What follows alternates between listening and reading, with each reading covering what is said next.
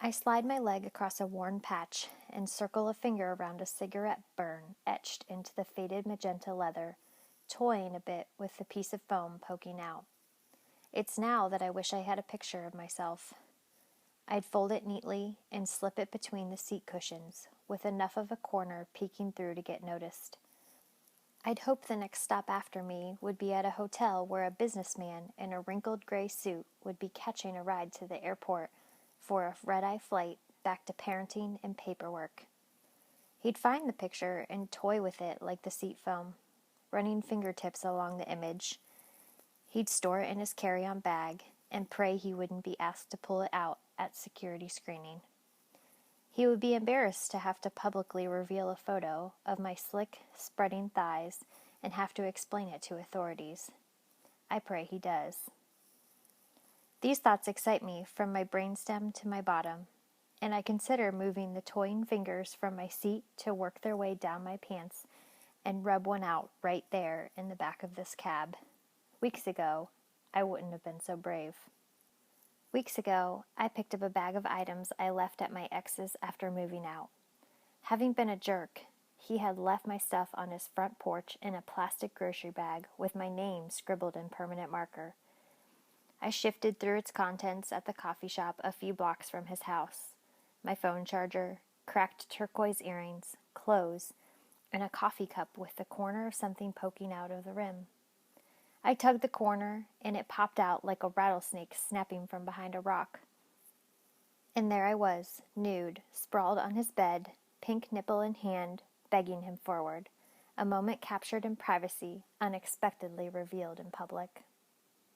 I wore my irritation for him like a weight belt the rest of the day.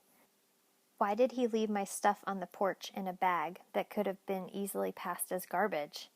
Anyone could have grabbed that bag.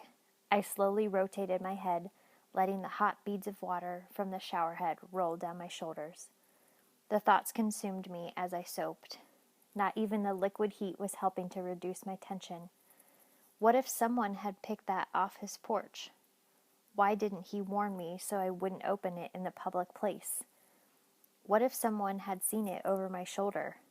Would it have been a happy surprise with their grande latte? Would they think my milky cream skin was a lovely compliment to coffee? My soapy hands rounded along my full breasts, making quick swipes, then slowing, molding me like his had done when he put the camera down. I slid one hand down and squeezed my inner thigh and dragged 2 fingers along my lips as my other hand worked its way back to my chest. He always had the most talented hands. I looked down, seeing my nipples perky despite the shower's heat. I rolled them each between my fingers. This is what he saw. My nipples like life shafts floating in the sea of flesh, surrounded and begging to be tugged. This is what the trash man would have seen. This is what the coffee drinker would have seen. I twisted my tight little nipples until the pressure tingled its way down my center. After my shower, I found myself 1 part irritated, 2 parts intrigued. I couldn't clear my mind of the thought that someone could have seen that photo of me, and what that person might have felt after finding it. The more I thought about it, the more I liked the fact that I might have interjected the idea of sex into his or her day. I slipped out of bed and grabbed my digital camera from my purse. Climbing back under the covers, I clicked on the camera and switched off the light. I shimmied out of my panties and threw off my gown. Then I lifted the sheet and snapped a shot of the length of my nude body, stretched out and bright white from the flash. In the morning, I printed the picture from my home computer, folded it twice, and traveled with it back to the coffee shop near my ex's house. The barista handed me a tall, hot chocolate and a muffin, and when he wasn't looking, I dropped the picture into his tip jar. That night, the camera got a little closer, with my knees bent, tenting the bedsheet, and the lens pointing directly between my thighs. That one I posted on the coffee shop bulletin board, hidden partially behind a flyer offering dog walking services. A shot of me on my hands and knees would have been more suitable, I mused. Imagination is the ability to form mental images, sensations, and concepts in a moment when your senses fail you for information.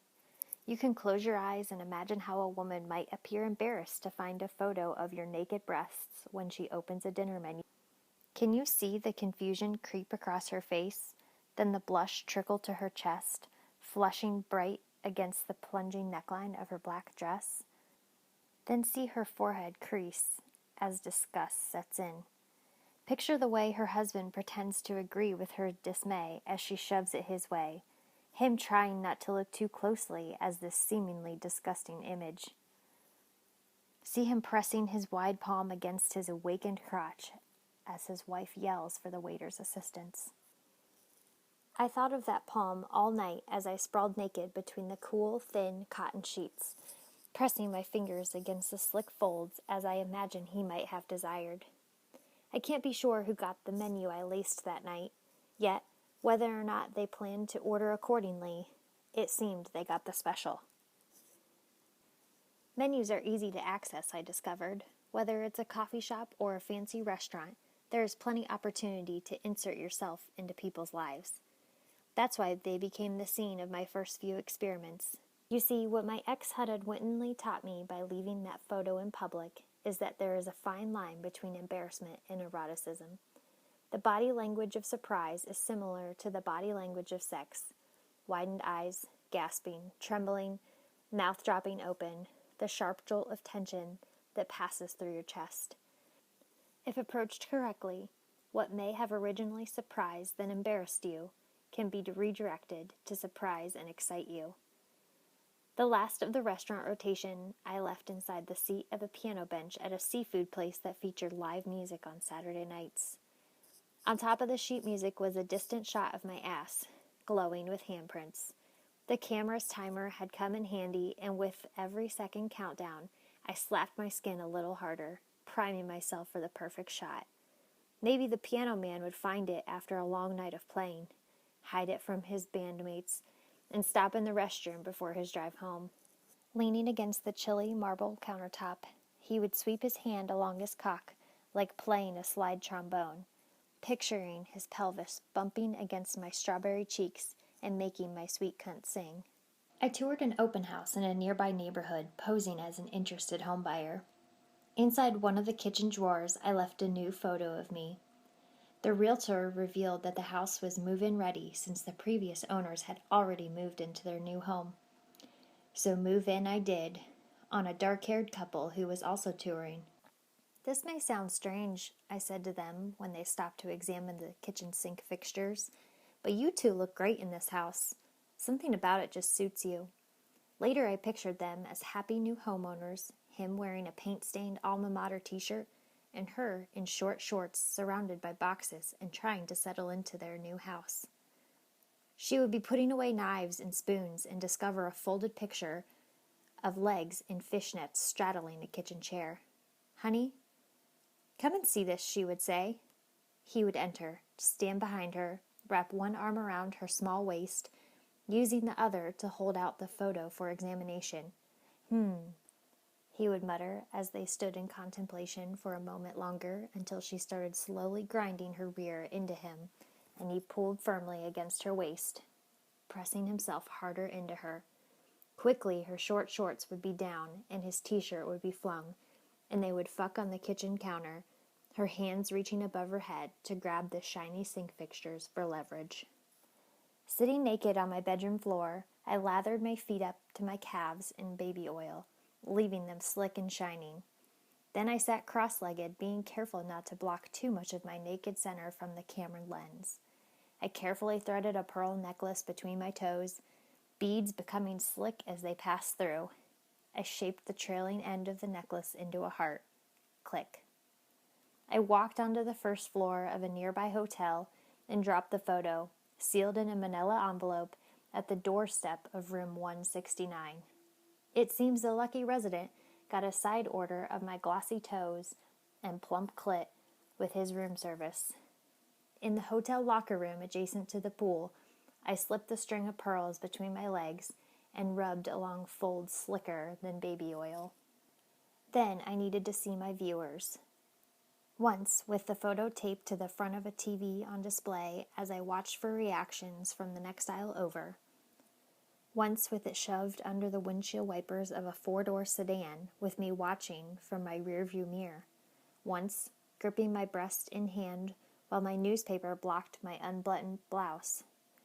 I had to see who would be so lucky as to pick up the newspaper in which I had hidden my photo. Tonight there was no newspaper kiosk, no locker room, no open house. Tonight I can only wish for a businessman in a wrinkled gray suit and the picture he might hide away. I'm meeting my brother downtown for dinner, and I intend to play it straight. No camera, no pictures, no photo of my ass in a thong slipped at someone's feet under a bathroom stall door. No shot of an ice cube clutched and melting between my knees. No hiding it under a neighboring plate. The cab slows as it approaches the restaurant, and I slide forward on the magenta leather seat, leaning in to see the tally I owe. The tires stop, and I'm pulling out money, but the driver clears the meter to 0. I'm confused. What do I owe you? I'm asking while catching his eyes in the rearview mirror. Not money, he says, and his hand is traveling from the meter to his upper thigh, gripping muscle and jeans as one big handful. I'm still confused as I look again at the meter and then at something poking out of the dashboard, and now I see it. The picture I thought was still with my phone charger and cracked turquoise earrings. The picture I had opened by surprise in a coffee cup from my ex-lover. The picture of me tweaking perky pink nipples. The picture that must have slipped from a plastic grocery bag during my ride home weeks ago. The picture I didn't intentionally leave behind. The sun-faded picture now stuck in a crack in the dirty dashboard of this cab. This stranger, who has me locked behind doors, is picturing me naked. On his dashboard and in his back seat, I am wide-eyed and breathless.